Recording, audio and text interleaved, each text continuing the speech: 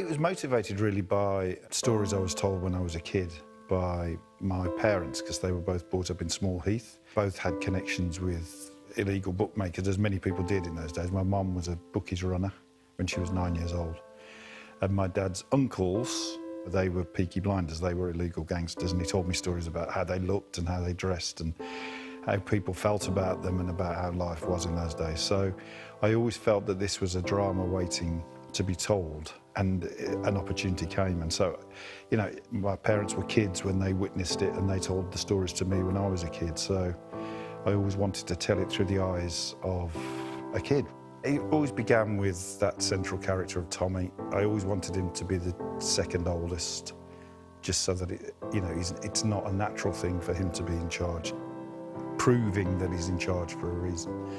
Aunt Polly was a real person who was my dad's auntie, and was very, very formidable, apparently.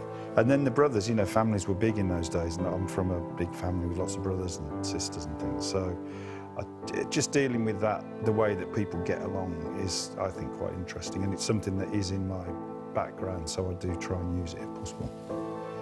I think Cillian began with Tommy as a man with a mission and someone who was going to change things, even from the opening scene.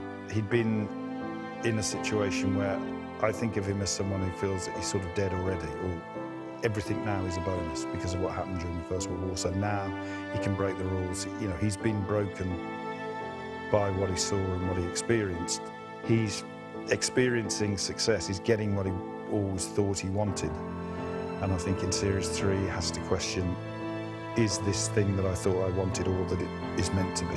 Is it really what I want? And I think that Cillian has mapped that out beautifully all the way through. He's such a fine executor of a character's progress. And it's a long thing, you know, in TV. It's not like a film where you can sort of get your hands around it quite easily. With this, it's such a long-term thing, and he's done it beautifully. Paul Anderson, who's playing Arthur, particularly in Series 3, as a character who's at a crossroads because of the influence of a woman that he's met and married. And he is having to examine his loyalties to her, to his own family, and to the Shelby family. And in a way, he's finding out, is he able to escape? Is he able to do anything other than what he does at the moment? So, and I think Paul has tracked that beautifully as well. You know, all of these things, it's like a dance, it all goes hand in hand. And always there with them, sort of between them, arm in arm with them, is Polly. And Helen is just the mistress of all of this. You know, she's just so good at being scary, of being formidable, of being vulnerable. Especially in Series 3, we find her vulnerabilities much more. It's just such a joy to have actors of this calibre to take those characters on. It's wonderful. You know, you think you know the character and you can be playing for a while. You know, I know Steve, I know his writing, but you can never, ever predict what he's going to do.